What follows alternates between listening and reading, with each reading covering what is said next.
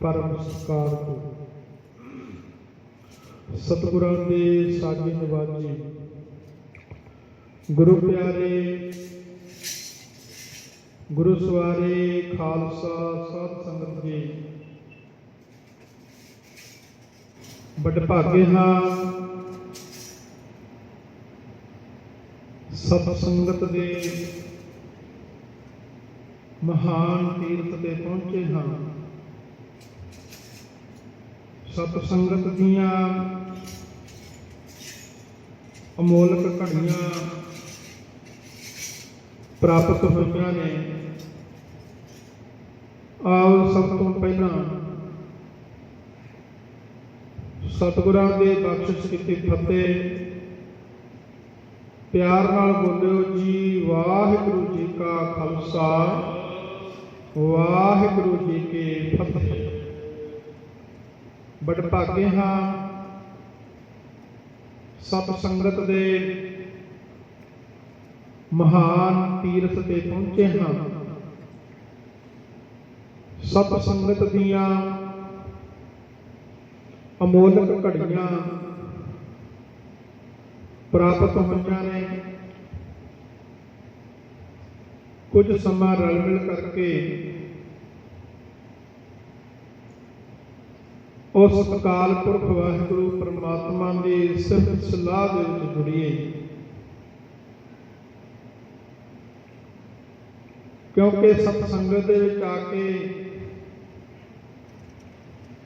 साडे मत्थे दे भाग वड्डे हो जाते हैं। सतगुरु जी वचन करते हैं सत संगत मिल भज राम बड़ हो भाग मथाम। जदों असीं सत संगत दे विच मिलते हाँ ते गुरमुख प्यारे उस परमेश्वर परमात्मा की सिफत सलाह करते हाँ तो साडा एक एक श्वास एक एक चलिया होया कदम सफल हो जाता है। खोजत खोजत सुनिए है सोए साध संगत बिन तरियो न कोई। कहते साध संगत तो बिना गुरमुख प्यारिओ इस संसार रूपी समुद्र तो तरना औखा है। साध संगत जिहड़ी है ये इस संसार रूपी समुद्र तो सानू पार लंघा दिंदी है। कुछ संगत जिहड़ी हुंदी है वो डोब दिंदी है। कुछ संगत जिहड़ी है वो थां थां ते मिलदी है। साध संगत जिहड़ी है वो वड्डियां भागां दे नाल प्राप्त होंदी है। इसे करके कबीर साहब जी कहते ने कहत कबीर सुनहो रे संत हो। इत्थे संत हो दा अर्थ सतसंगी है। कबीर साहब कहते ने गल सुनो सतसंगियो। कहत कबीर सुनहो रे संत हो। हे सतसंगियो सुनो। कहत कबीर सुनहो रे संत हो साध संगत तर जाहेगा। कहते जे तू साध संगत दे विच आवेगा ना तेरा पार उतारा हो जाएगा। ते जे तू संगत दे विच चलिया गया कुछ संगत तेनू डूब देवेगी ते साध संगत जिहड़ी आ वो तार देवेगी। पढ़ो प्यार नाल सारे। तैनू डोब तू संग मना मेरेया सत संग तार देवेगा। डोब तू संग सत संग तार देवेगा।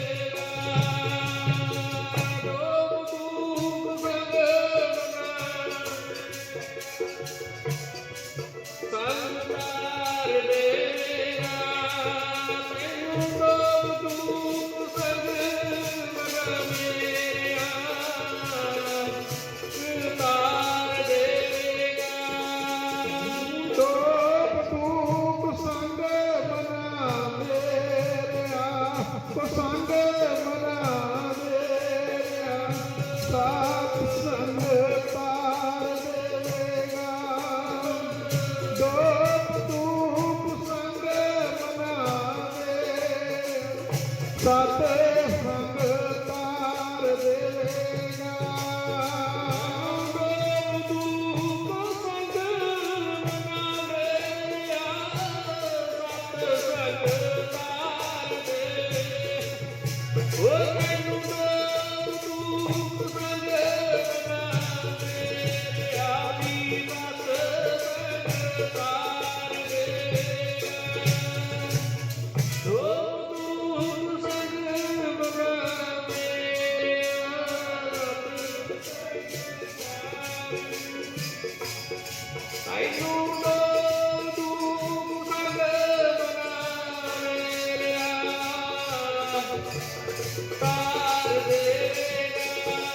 ਮੇਰੇ ਪਿਆਰੇ ਹੋਈ ਸਤ ਸੰਗ ਤਾਰ ਦੇਵੇਗਾ।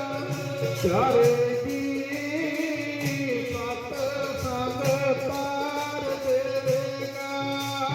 ਪਿਆਰੇ ਦੀ ਸਤ ਸੰਗ ਤਾਰ ਦੇਵੇਗਾ।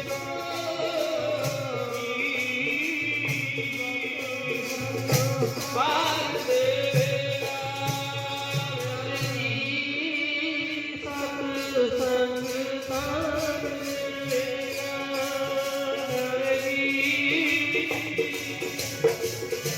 ਤਾਰ ਦੇਵੇਗਾ। ਤੋਪ ਤੂਤ ਸੰਗ ਮਨਾ ਮੇਰਿਆ। ਸੰਗ ਮਨਾ ਮੇਰਿਆ। ਸਤ ਸੰਗ ਤਾਰ ਦੇਵੇਗਾ। ਤੋਪ ਤੂਤ ਸੰਗ ਮਨਾ ਮੇਰਿਆ। ਸਤ ਸੰਗ ਤਾਰ ਦੇਵੇਗਾ। ਮੈਨੂੰ ਡੋਬ ਤੂਤ ਸੰਗ ਮਨਾ ਮੇਰਿਆ। ਸਤ ਸੰਗ ਤਾਰ ਹੋ ਮੈਨੂੰ ਡੋਬ ਸੰਗ ਮਨਾ ਮੇਰਿਆ। ਸਤ ਸੰਗ ਦੇਵੇਗਾ। ਡੋਬ ਤੂਤ ਸੰਗ ਮਨਾ ਮੇਰਿਆ। ਤਾਰ ਦੇਵੇਗਾ। ਡੋਬ ਤੂਤ ਸੰਗ ਮਨਾ ਵੀ ਸਤ ਸੰਗ ਤਾਰ ਦੇਵੇਗਾ।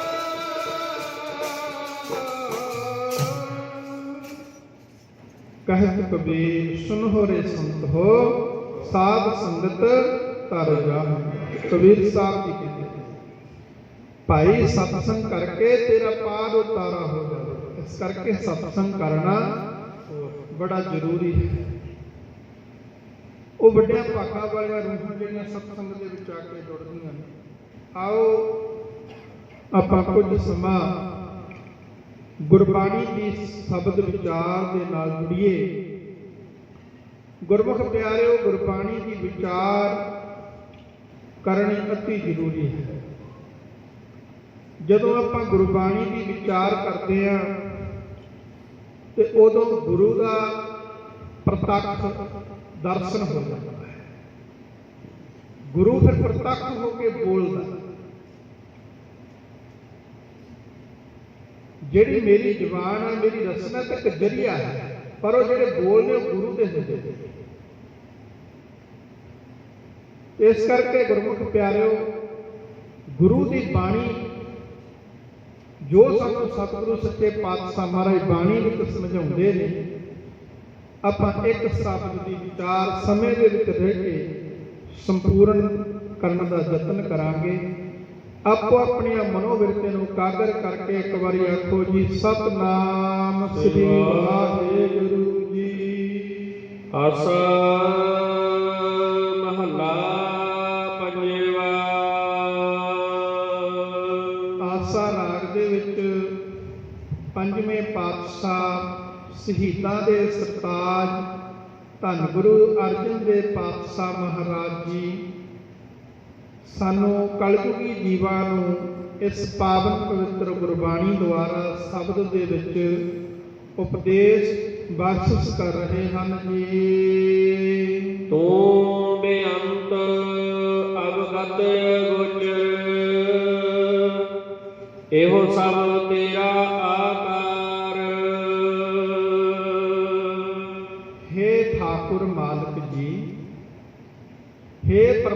ਪਰਮਾਤਮਾ ਪਰਮੇਸ਼ਰ ਵਾਹਿਗੁਰੂ ਜੀਓ ਤੂੰ ਬੇਅੰਤ, ਤੁਸੀਂ ਬੇਅੰਤ ਹੋ, ਤੁਹਾਡਾ ਕੋਈ ਅੰਤ ਨਹੀਂ ਪਾ ਸਕਦਾ।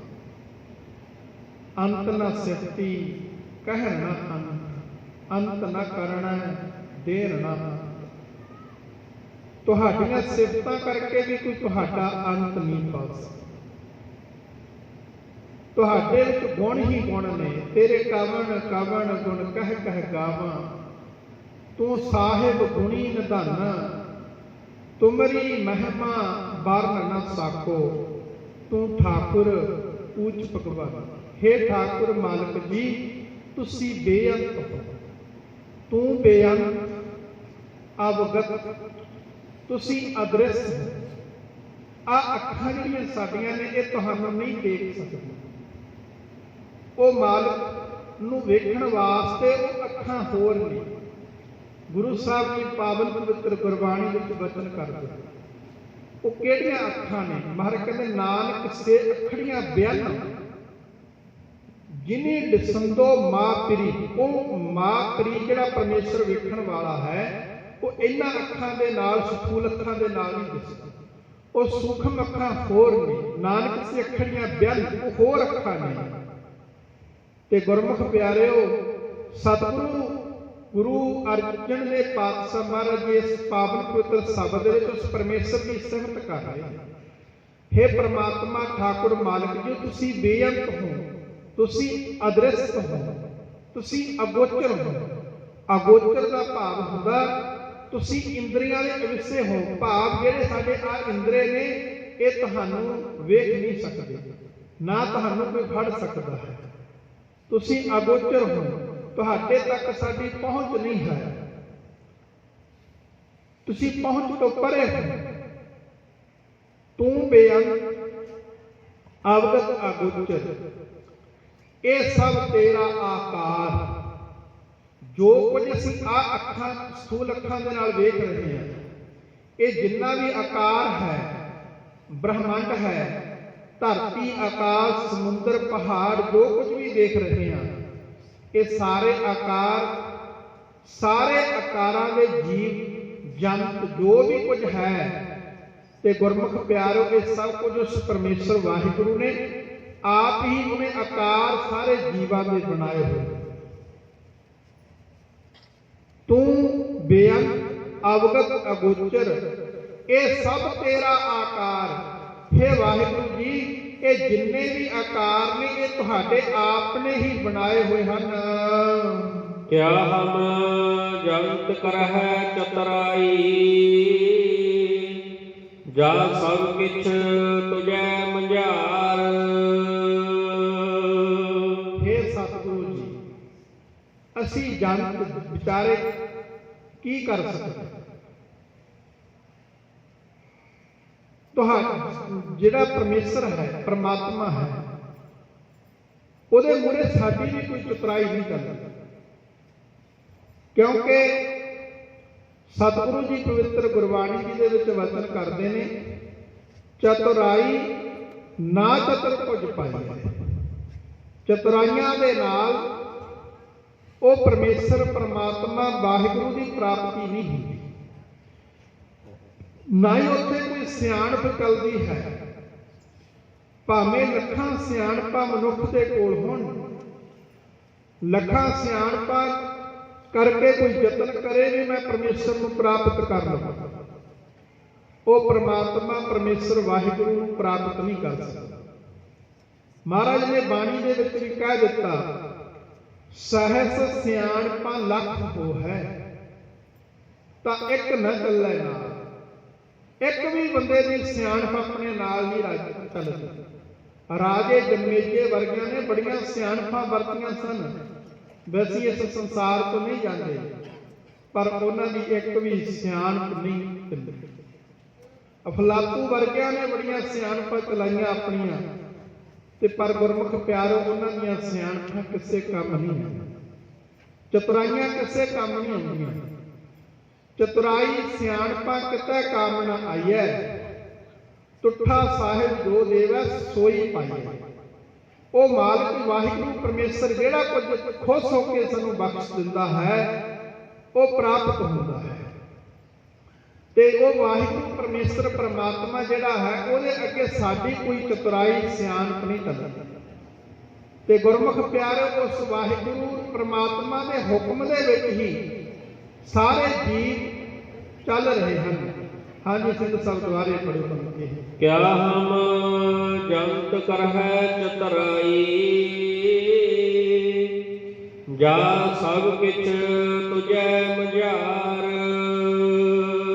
ਇਹ ਵਾਹਿਗੁਰੂ ਜੀ ਇਹ ਸਭ ਕੁਝ ਮਝਾਰ ਤੋਂ ਭਾਵ ਤੁਹਾਡੇ ਹੁਕਮ ਦੇ ਵਿੱਚ ਹੀ ਹੈ। ਜੋ ਕੁਝ ਜੀਵ ਜਗਤ ਨੇ ਸਾਰੇ ਤੁਹਾਡੇ ਹੁਕਮ ਦੇ ਵਿੱਚ ਚੱਲਦੇ। ਚੰਦ ਸੂਰਜ ਧਰਤੀ ਅਸਮਾਨ ਇਹ ਸਾਰਾ ਕੁਝ ਉਸ ਪਰਮੇਸ਼ਰ ਦੇ ਹੁਕਮ ਦੇ ਵਿੱਚ ਹੈ। ਆ ਸਮੁੰਦਰ ਦਾ ਇੰਨਾ ਪਾਣੀ ਇਕੱਠਾ ਇੱਕ ਥਾਂ ਤੇ ਖੜਾ, ਸਾਗਰ ਪੰਡਾ ਪਾਇਆ, ਇਹਦੀ ਪੰਡ ਵੱਲ ਕੇ ਖੜਾਈ ਪਈ ਆ, ਪਰਮੇਸ਼ਰ ਨੇ ਖੜਾ, ਉਹਦੇ ਹੁਕਮ ਦੇ ਵਿੱਚ ਖੜਾ ਹੈ। ਤੇ ਗੁਰਮੁਖ ਪਿਆਰਿਓ ਚੰਦਰਮਾ ਸੂਰਜ ਜਿਹੜੇ ਨੇ ਵਾਹਿਗੁਰੂ ਪ੍ਰਮਾਤਮਾ ਦੇ ਸਾਰੇ ਹੁਕਮ ਦੇ ਵਿੱਚ ਨੇ। ਆਸਾ ਕੀ ਵਾਰ ਦੇ ਵਿੱਚ ਪੜ੍ਹਦੇ ਨਾ, ਭੈ ਵਿੱਚ ਸੂਰਜ, ਭੈ ਵਿੱਚ ਚੰਦ, ਉਹ ਕਰੋੜੀ ਚਲਤ ਨ ਅੰਤ, ਭੈ ਵਿੱਚ ਸਿੱਧ ਬੁੱਧ ਸੁਰਨਾਥ। ਇਹ ਸਾਰੇ ਉਸ ਵਾਹਿਗੁਰੂ ਪ੍ਰਮਾਤਮਾ ਦੇ ਭੈ ਦੇ ਵਿੱਚ ਨੇ, ਸਾਰੇ ਉਸ ਵਾਹਿਗੁਰੂ ਪਰਮੇਸ਼ਰ ਦੇ ਹੁਕਮ ਦੇ ਵਿੱਚ ਨੇ। ਤੇ ਗੁਰਮੁਖ ਪਿਆਰਿਓ ਉਸ ਵਾਹਿਗੁਰੂ ਪਰਮਾਤਮਾ ਦਾ ਹੁਕਮ ਸਾਰਿਆਂ ਜੀਵਾਂ ਦੇ ਉੱਪਰ ਵਰਤ ਰਿਹਾ ਹੈ। ਸਾਨੂੰ ਉਸ ਵਾਹਿਗੁਰੂ ਪਰਮਾਤਮਾ ਦਾ ਹੁਕਮ ਮੰਨਣਾ ਚਾਹੀਦਾ ਹੈ। ਜਿਹੜੇ ਉਸ ਵਾਹਿਗੁਰੂ ਪਰਮੇਸ਼ਰ ਦੇ ਹੁਕਮ ਨੂੰ ਮੰਨਦੇ ਨੇ, ਹੁਕਮ ਮੰਨਿਆ ਹੋਵੇ ਪ੍ਰਵਾਨ, ਤਾਂ ਖਸਮੈ ਕਾ ਮਹਿਲ ਪਾਏ ਸੀ। ਪ੍ਰਤੱਖ ਰੂਪ ਦੇ ਵਿੱਚ ਵੀ ਜੇ ਆਪਾਂ ਗੁਰ ਇਤਿਹਾਸ ਦੇ ਵੱਲ ਝਾਤੀ ਮਾਰ ਕੇ ਵੇਖੀਏ, ਜਿਨ੍ਹਾਂ ਨੇ ਉਸ ਵਾਹਿਗੁਰੂ ਪਰਮੇਸ਼ਰ ਦੇ ਹੁਕਮ ਨੂੰ ਮੰਨਿਆ ਤੇ ਉਹਨਾਂ ਦੇ ਬੇੜੇ ਪਾਰ ਹੋਏ। ਪਿਛਲੇ ਦਿਨਾਂ ਦੇ ਵਿੱਚ ਵੈਦ ਸੁਜਾਨ ਚੰਦ ਜੀ ਦਾ ਆਪਾਂ ਪ੍ਰਸੰਗ ਵਿਚਾਰ ਕੀਤੀ ਸੀ। ਤੇ ਵੈਦ ਸੁਜਾਨ ਚੰਦ ਜੀ ਨੇ ਹੁਕਮ ਮੰਨਿਆ ਕਲਗੀਧਰ ਪਾਤਸ਼ਾਹ ਮਹਾਰਾਜ ਜੀ ਦਾ। ਤੇ ਗੁਰਮੁਖ ਪਿਆਰੇ ਵੇਖੋ, ਤੇ ਵੈਦ ਸੁਜਾਨ ਸਿੰਘ ਬਣ ਗਿਆ ਕਿਵੇਂ? ਸਤਿਗੁਰੂ ਸੱਚੇ ਪਾਤਸ਼ਾਹ ਨੂੰ ਆਪ ਲੈਣ ਵਾਸਤੇ ਆਏ। ਜਿਹੜੇ ਹੁਕਮ ਮੰਨਦੇ ਨੇ ਉਹਨਾਂ ਦੇ ਦੁੱਖ ਰੋਗ ਵੀ ਕੱਟੇ ਜਾਂਦੇ ਨੇ। ਜਿਹੜੇ ਫਿਰ ਗੁਰਮੁਖ ਪਿਆਰਿਓ ਗੁਰੂ ਦਾ ਹੁਕਮ ਨਹੀਂ ਮੰਨਦੇ, ਗੁਰੂ ਦੇ ਹੁਕਮ ਤੋਂ ਬੇਮੁਖ ਹੋ ਜਾਂਦੇ ਨੇ, ਗੁਰੂ ਦੇ ਹੁਕਮ ਨੂੰ ਭੁੱਲ ਜਾਂਦੇ ਨੇ ਤੇ ਗੁਰੂ ਦੀ ਰਜ਼ਾ ਦੇ ਵਿੱਚ ਨਹੀਂ ਚੱਲਦੇ, ਉਹਨਾਂ ਦੇ ਹਾਲ ਵੀ ਫਿਰ ਬੁਰੇ ਹੋ ਜਾਂਦੇ ਨੇ। ਧੰਨ ਗੁਰੂ ਅੰਗਦ ਦੇਵ ਪਾਤਸ਼ਾਹ ਮਹਾਰਾਜ ਜੀ ਦਾ ਸਮਾਂ ਹੈ। ਖਡੂਰ ਸਾਹਿਬ ਦੀ ਧਰਤੀ ਤੇ ਜਿੱਥੇ ਅੱਜ ਗੁਰਦੁਆਰਾ ਮੱਲ ਅਖਾੜਾ ਸਾਹਿਬ ਬਣਿਆ ਹੋਇਆ, ਇਸ ਗੁਰਦੁਆਰਾ ਮੱਲ ਅਖਾੜਾ ਸਾਹਿਬ ਦੇ ਨਾਲ ਇਤਿਹਾਸ ਦੱਸਦਾ ਕਵੀ ਸੰਤੋਖ ਸਿੰਘ ਜੀ ਨੇ ਸੂਰਜ ਪ੍ਰਕਾਸ਼ ਦੇ ਅੰਦਰ ਵੀ ਇਹ ਵਚਨ ਲਿਖੇ ਨੇ। ਔਰ ਸਿੰਘ ਸਾਹਿਬ ਗਿਆਨੀ ਮੱਲ ਸਿੰਘ ਜੀ ਉਹਨਾਂ ਨੇ ਸ੍ਰੀ ਮੁਖਵਾਕ ਪ੍ਰਕਾਸ਼ ਗ੍ਰੰਥ ਲਿਖਿਆ, ਉਹਦੇ ਦੂਸਰੇ ਭਾਗ ਦੇ ਵਿੱਚ ਵੀ ਇਹ ਸਾਖੀ ਅੰਕਿਤ ਹੈ। ਗਿਆਨੀ ਸੁਰਜੀਤ ਸਿੰਘ ਜੀ ਸੋਧੀ ਉਹਨਾਂ ਨੇ ਅੰਮ੍ਰਿਤ ਰਸ ਦੇ ਵਿੱਚ ਵੀ ਇਹ ਸਾਖੀ ਲਿਖੀ ਹੈ। ਗੁਰਦੁਆਰਾ ਮੱਲ ਅਖਾੜਾ ਸਾਹਿਬ ਜਿੱਥੇ ਹੈ, ਇੱਥੇ ਗੁਰੂ ਸਾਹਿਬ ਜੀ ਦਾ ਰੋਜ਼ਾਨਾ ਦੀਵਾਨ ਸਜਦਾ ਸੀ ਗੁਰੂ ਅੰਗਦ ਸਾਹਿਬ ਮਹਾਰਾਜ। ਇੱਥੇ ਗੁਰਮੁਖ ਪਿਆਰਿਓ ਇਤਿਹਾਸ ਇਹ ਦੱਸਦਾ, ਮਲੂਕੇ ਪਿੰਡ ਦੇ ਰਹਿਣ ਵਾਲਾ ਇੱਕ ਚੌਧਰੀ ਸੀ। ਮਲੂਕੇ ਪਿੰਡ ਦਾ, ਮਲੂਕੇ ਪਿੰਡ ਦੇ ਰਹਿਣ ਵਾਲਾ ਇੱਕ ਚੌਧਰੀ ਸੀ। ਉਹਦਾ ਨਾਮ ਇਤਿਹਾਸ ਦੇ ਵਿੱਚ ਕਈ ਵਿਦਵਾਨਾਂ ਨੇ ਜਵਾਹਰ ਮੱਲ ਲਿਖਿਆ। ਉਹਨੂੰ ਗੁਰਮੁਖ ਪਿਆਰਿਓ ਮਿਰਗੀ ਦਾ ਦੌਰਾ ਪੈਂਦਾ ਸੀ, ਮਿਰਗੀ ਦਾ ਦੌਰਾ। ਤੇ ਉਹਨੂੰ ਪਤਾ ਲੱਗਿਆ ਵੀ ਸਤਿਗੁਰੂ ਸੱਚੇ ਪਾਤਸ਼ਾਹ ਮਹਾਰਾਜ ਬੜੀ ਤਪੱਸਿਆ ਵਾਲੇ ਨੇ, ਬੰਦਗੀ ਵਾਲੇ ਨੇ, ਪਰਮੇਸ਼ਰ ਦਾ ਰੂਪ ਨੇ। ਉਹ ਧੰਨ ਗੁਰੂ ਅੰਗਦ ਸਾਹਿਬ ਪਾਤਸ਼ਾਹ ਮਹਾਰਾਜ ਦੇ ਚਰਨਾਂ ਦੇ ਵਿੱਚ ਚਲਿਆ ਗਿਆ ਤੇ ਜਾ ਕੇ ਸਤਿਗੁਰੂ ਸੱਚੇ ਪਾਤਸ਼ਾਹ ਮਹਾਰਾਜ ਦੇ ਚਰਨਾਂ ਦੇ ਵਿੱਚ ਬੇਨਤੀ ਕੀਤੀ, ਹੇ ਸੱਚੇ ਸਤਿਗੁਰੂ ਪਾਤਸ਼ਾਹ ਜੀ, ਆਪ ਜਨਮਾਂ ਜਨਮਾਂਤਰਾਂ ਦੇ ਦੁੱਖ ਕੱਟਣ ਵਾਲੇ ਹੋ।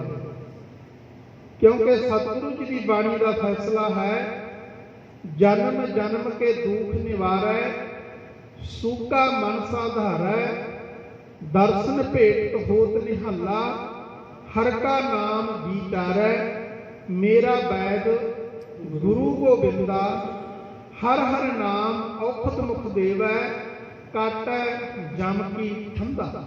ये तो जमा दी खाइयां भी कट गई, पर गुरु ते भरोसा जो विश्वास बनता। हुण जवाहर मान मलूके पिंड का चौधरी, जिन्हों मलूका चौधरी भी कहते हैं इतिहास के गुरमुख प्यारे, ये सतगुरु गुरु अंगद साहब पातशाह महाराज जी के कोल गया, क्योंकि ਇਹਦਾ घर मकान उत्थे खडूर साहब गुरुद्वारा मल अखाड़ा साहब के नेड़े सी। बड़ी जायदाद जमीन सी, चौधरी सी, बड़ा महल उच्चा पाया बस। ते जदों सतगुरां दे चरनां विच बेनती कीती, सच्चे पातशाह मेरा दुख कट दिओ, धन गुरु अंगद साहब पातशाह महाराज कहण लगे, जे दुख कटाउणा तां एक हुक्म मनना पवेगा। महाराज कहण लगे, भाई तैनूं शराब पीण की भैड़ी आदत है, ये छड्ड दे। कहण लग्या, महाराज मैं छड्ड देवांगा, क्योंकि सतगुरु जी पावन पवित्र गुरबाणी के विच वचन करते हैं, दुरमत माद जो पीवते बिखली पत कमल। सतगुरु जी पावन पवित्र गुरबाणी जी के विच वचन करते हैं, कबीर भाग मासली सुरापान, भांग माछली मच्छी ते सुरा शराब ते पान तमाकू। कबीर भांग माछली सुरा पान जो जो प्राणी खाहे, जेड़े लोग इन्हां नूं खांदे ने, तीरथ बरत नेम किए, वो जिन्ना मर्जी तीरथां ते तुरिया फिरे, जिन्ने मर्जी बरत रखी जावे ते जिन्ने मर्जी नेम निभाई जावे। ये तीन गल्लां मरण लिखिया, तीरथ बरत नेम की सबर सतल जाए, ये सारे किसे काम नहीं। सो सतगुरु सच्चे पातशाह महाराज जी ने उस जवाहर मल नूं मलूके चौधरी नूं महाराज ने कहा, भाई तू शराब पीनी छड्ड दे ते तेरी मिर्गी हट जाए। गुरु साहब ने हुक्म कर दिता। इतिहास ये दसदा कि 8 साल उन्हें शराब नहीं पीती ते 8 साल उन्होंने मिर्गी का दौरा नहीं पिया। 8 साल कहते उहदे मन दे विच फुरना बन गया भी हुण तां मिर्गी हट गई आ, हुण नहीं दौरा पैंदा। कई बार मत मारी जाती है गुरमुख प्यारे, जदों मत मारी जाती है फिर वो गुरु पीर नूं भी भुल जाते हैं। इस करके कहते सौण का महीना सी, थोड़ा मीह पैना शुरू होया, बूंदाबांदी हुंदी है, शाम जी का समा ते गुरु अंगद साहब महाराज जी का दीवान सजिया होया, खडूर साहब गुरुद्वारा मल अखाड़ा साहब। ये मल अखाड़ा इत्थे महाराज कुश्तियां कराउंदे हुंदे सन, कई जातां दे बच्चे उत्थे इकट्ठे करके ते गुरु साहब भाव उत्थे जात पात मिटाउण दा, गुरु साहब जी ने उत्थे जात पात मिटाउण वास्ते उत्थे मल अखाड़ा उन्हां दी कुश्तियां कराउणीआं, कसरत कराउणी।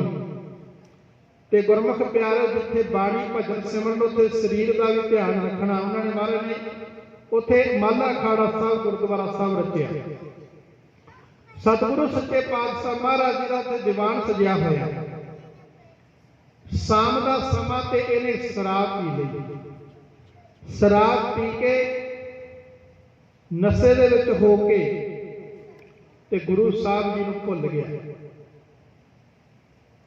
गुरमुख प्यारो शराब का अर्थ ही है सरा जमा आब, शरारत का पानी। कहते कई बार बंदा शराब पी के बड़ी गलती कर लगा। उस समय कहते कोठे के उपर चढ़ गया, उपर चढ़ के बोलना शुरू कर दिता। फिर ये नहीं सोचा भी गुरु साहब जी का हुक्म की, बोलना शुरू कर दिता। कह लगा तपा जी, गुरु साहब ने कह रहा है, कहना मैं अज शराब पी ली है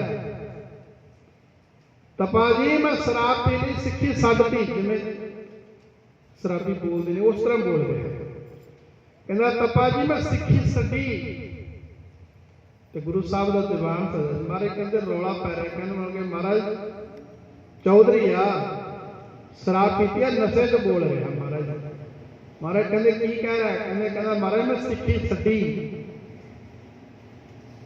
ਤੇ ਜਦੋਂ ਉੱਚੀ ਉੱਚੀ ਆਵਾਜ਼ਾਂ ਮਾਰੇ ਉੱਪਰ ਖੜਾ, ਤੇ ਗੁਰੂ ਸਾਹਿਬ ਕਹਿੰਦੇ ਤੂੰ ਸਿੱਖੀ ਛੱਡੀ ਤੇ ਅਸੀਂ ਮਿਰਗੀ ਵੀ ਛੱਡੀ। ਇੰਨਾ ਵਚਨ ਕਿਹਾ।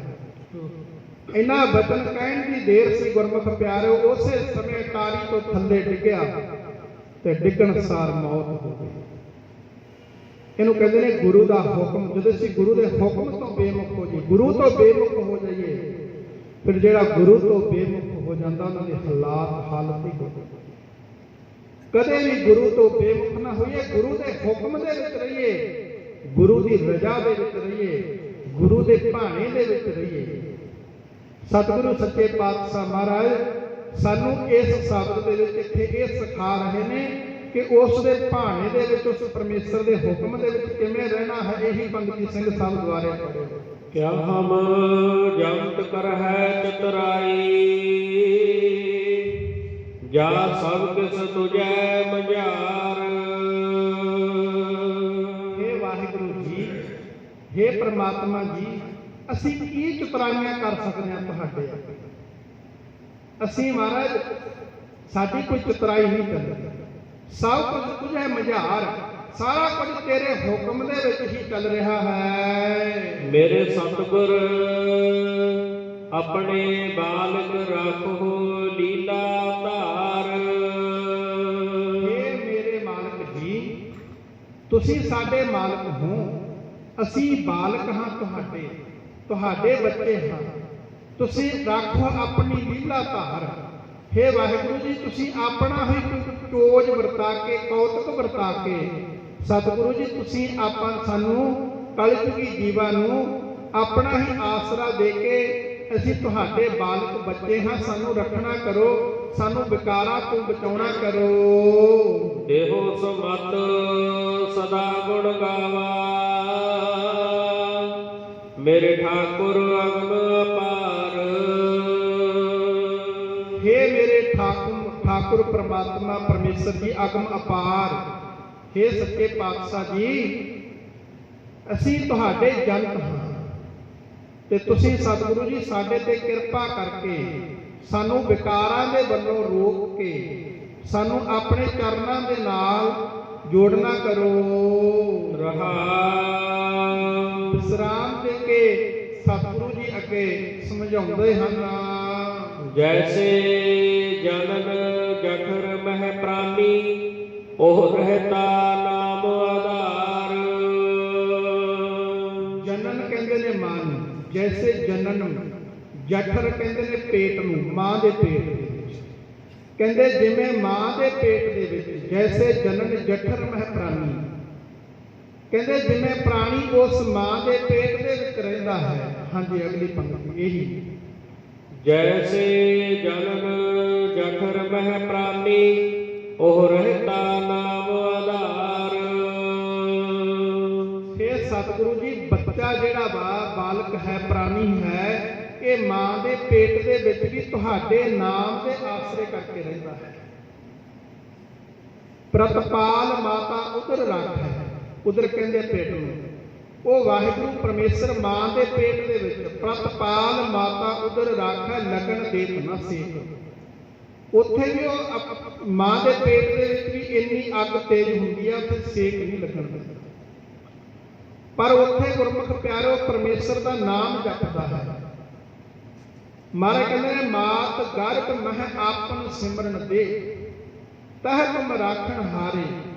ਹੇ ਵਾਹਿਗੁਰੂ ਪਰਮਾਤਮਾ ਪਰਮੇਸ਼ਰ ਜੀਓ, ਤੁਸੀਂ ਮਾਤਾ ਦੇ ਗਰਭ ਦੇ ਵਿੱਚ ਵੀ ਆਪਣਾ ਸਿਮਰਨ ਦੇ ਕੇ ਰੱਖਿਆ, ਉੱਥੇ ਵੀ ਸਿਮਰਨ ਕਰਦਾ ਸੀ। ਸਭ ਤੋਂ ਪਹਿਲੀ ਅਰਦਾਸ ਜਿਹੜੀ ਹੈ ਬੱਚੇ ਆਪਣੀ ਮਨੁੱਖ ਦੀ, ਉਹ ਮਾਤਾ ਦੇ ਪੇਟ ਦੇ ਵਿੱਚੋਂ ਸ਼ੁਰੂ ਹੁੰਦੀ। ਉੱਥੇ ਵੀ ਉਸ ਸਮੇਂ ਅਰਦਾਸ ਕਰਦਾ ਹੈ, ਪਹਿਲਾ ਪਹਿਰਾ ਰੈਣ ਕੈ ਵਣਜਾਰਿਆ ਮਿੱਤਰਾ, ਗਰਭ ਪਿਆ ਗਰਭਾਸ। ਤੇ ਗੁਰਮੁਖ ਪਿਆਰੋ ਮਾਤਾ ਦੇ ਗਰਭ ਦੇ ਵਿੱਚ ਵੀ ਅਰਦਾਸ ਕਰਦਾ ਬੱਚਾ। ਮਹਾਰਾਜ ਕਹਿੰਦੇ ਨੇ ਰਿਚੰਤ ਜੀ ਰਚਨਾ ਮਾਤ ਗਰਭ ਸਥਾਪਨੰ ਸਾਸ ਸਾਸ ਸਮਰੰਤ ਮਹਾ ਅਗਨ ਨਾ ਬਨਾਸੀ।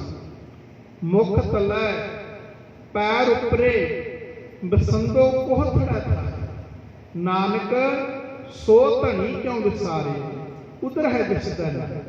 ਉਹ ਵਾਹਿਗੁਰੂ ਪਰਮੇਸ਼ਰ ਪ੍ਰਮਾਤਮਾ ਜਿਹੜਾ ਹੈ ਉੱਥੇ ਵੀ ਸਾਡੀ ਰੱਖਿਆ ਕਰਦਾ ਹੈ। ਇਹੀ ਪੰਕਤੀ ਦੁਆਰੇ ਪੜ੍ਹੋ। ਜੈਸੇ ਜਨਨ ਜਠਰ ਮਹਿ ਪ੍ਰਾਨੀ ਉਹ ਰਹਿਤਾ ਨਾਮ ਆਧਾਰ। हे ਵਾਹਿਗੁਰੂ ਜੀ, ਜਿਸ ਤਰ੍ਹਾਂ ਮਾਂ ਦੇ ਪੇਟ ਦੇ ਵਿੱਚ ਤੁਸੀਂ ਆਪਣਾ ਨਾਮ ਦੇ ਕੇ ਇਸ ਜੀਵ ਨੂੰ ਰੱਖਣਾ ਕੀਤਾ ਹੈ, ਇਸੇ ਤਰ੍ਹਾਂ ਸਾਨੂੰ ਬਚਾਉਣਾ ਕਰੋ। ਆਨੰਦ ਕਰੈ ਸਾਸ ਸਾਸ ਸੁਭਾਰੈ ਨਾ ਪੋਹੈ ਅਗਨਾਰ। ਇਹ ਵਾਹਿਗੁਰੂ ਜੀ, ਉੱਥੇ ਵੀ ਤੁਸੀਂ ਸਵਾਸ ਸਵਾਸ ਜੀਵ ਦੀ ਰੱਖਿਆ ਕੀਤੀ ਆ। ਨਾ ਪੋਹੈ ਅਗਨਾਰ, ਉੱਥੇ ਵੀ ਮਾਂ ਦੇ ਪੇਟ ਦੇ ਵਿੱਚ ਵੀ ਅੱਗ ਜਿਹੜੀ ਹੈ ਉਹ ਪੋਹ ਨਹੀਂ ਸਕਦੇ। ਪਰ ਧਨ ਪਰ ਦਾਰਾ ਪਰ ਨਿੰਦਾ ਇਨ ਸਿਓ ਪ੍ਰੀਤ ਨਿਵਾਰ। ਇਹ ਵਾਹਿਗੁਰੂ ਜੀ, ਅਸੀਂ ਤੁਹਾਡੇ ਬਾਲਕ ਹਾਂ, ਤੁਸੀਂ ਸਾਨੂੰ ਇਸ ਤਰ੍ਹਾਂ ਸਾਡੀ ਰੱਖਿਆ ਕਰੋ।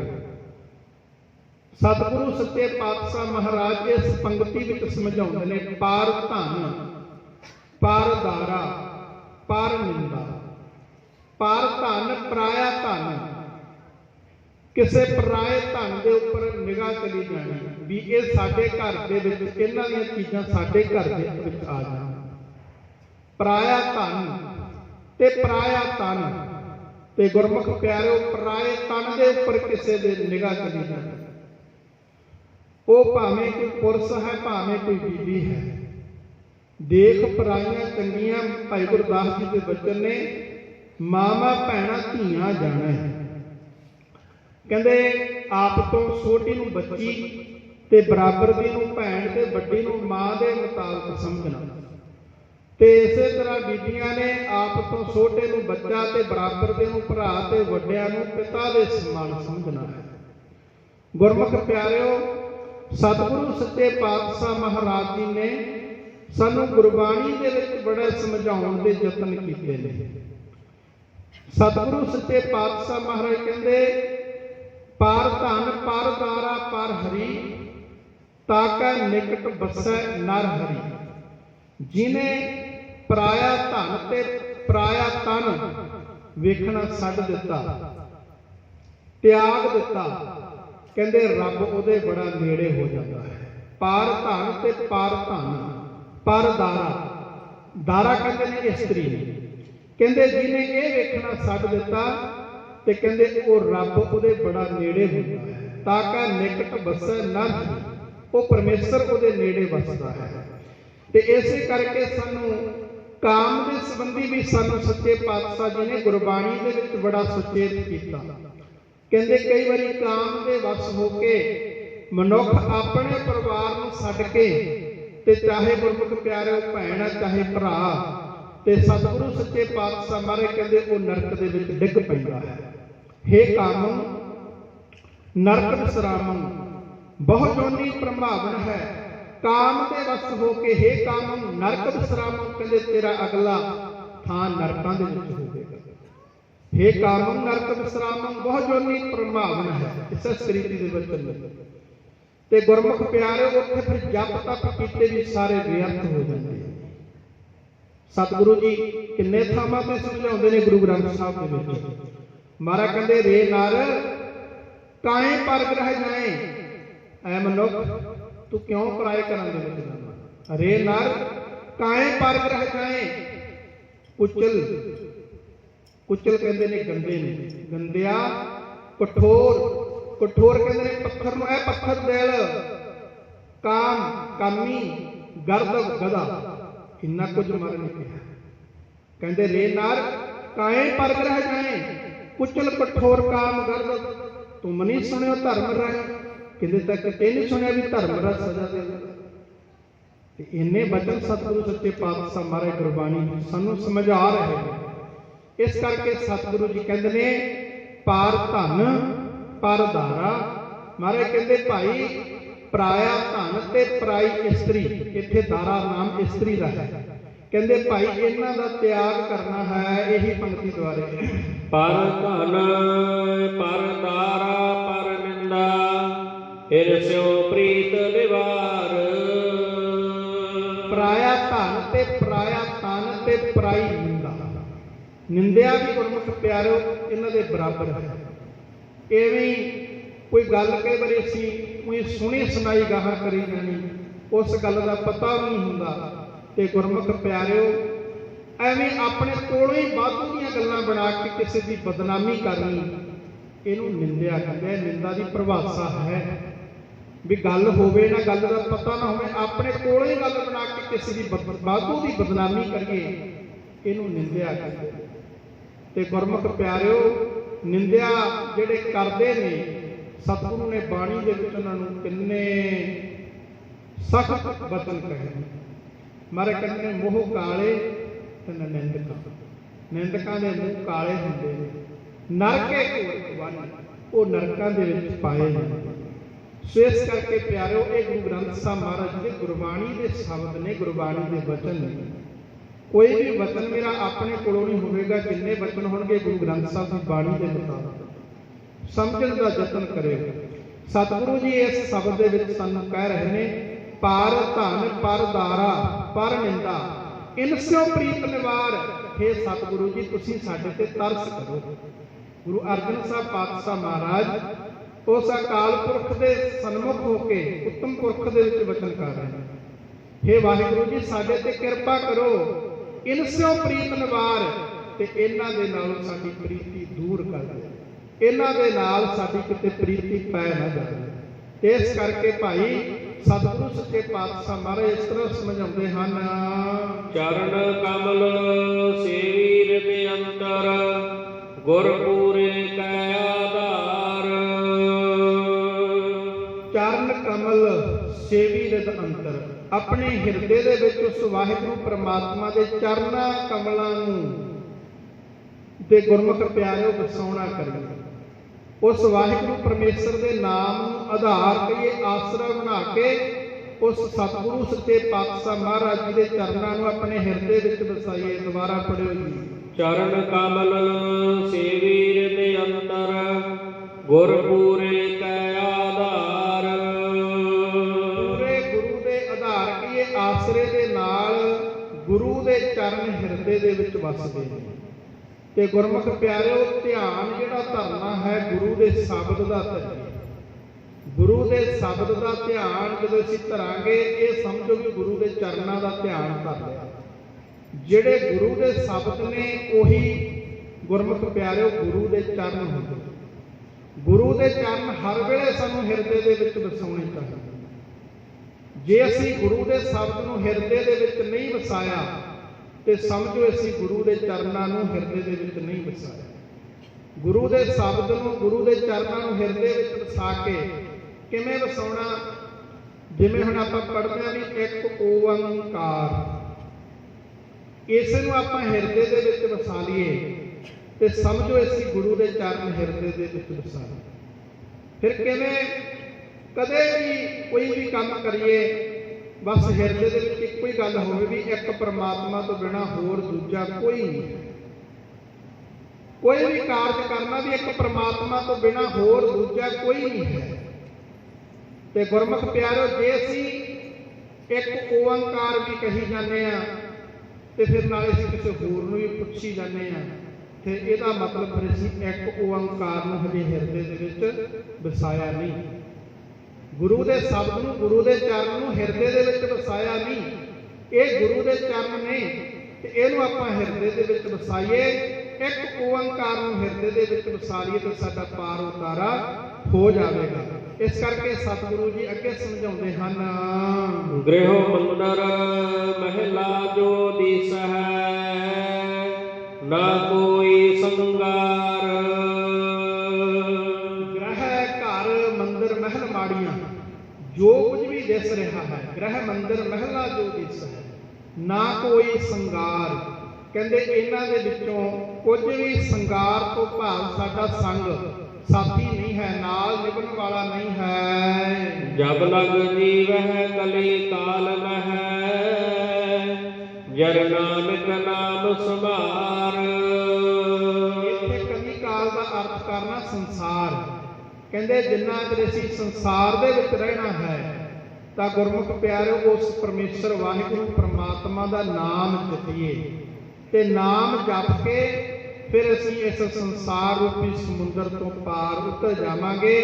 ਕਿਉਂਕਿ ਗੁਰਮੁਖ ਪਿਆਰਿਓ ਅਸੀਂ ਉਸ ਵਾਹਿਗੁਰੂ ਦੇ ਨਾਮ ਨੂੰ ਜਪ ਕੇ ਹੀ ਪਾਰ ਹੋਣਾ ਹੈ। ਉਸ ਵਾਹਿਗੁਰੂ ਦੇ ਨਾਮ ਤੋਂ ਬਿਨਾਂ ਸਾਡਾ ਹੋਰ ਕੋਈ ਸੰਗੀ ਸਾਥੀ ਨਹੀਂ ਹੈ। ਜਹ ਮਾਤ ਪਿਤਾ ਸੁਤ ਮੀਤ ਨ ਭਾਈ, ਮਨ ਊਹਾ ਨਾਮ ਤੇਰਾ ਸੰਗ ਸਹਾਈ।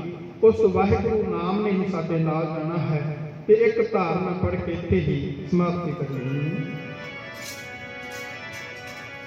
ਉਥੇ ਨਾਮ ਨੇ ਸਹਾਇਤਾ ਕਰਨੀ, ਜਿੱਥੇ ਨਾ ਕੋਈ ਮਾਤ ਪਿਤਾ। ਨਾਮ ਨੇ ਸਹਾਇਤਾ ਕਰਨੀ, ਜਿੱਥੇ ਨਾ ਕੋਈ ਮਾਤ ਪਿਤਾ।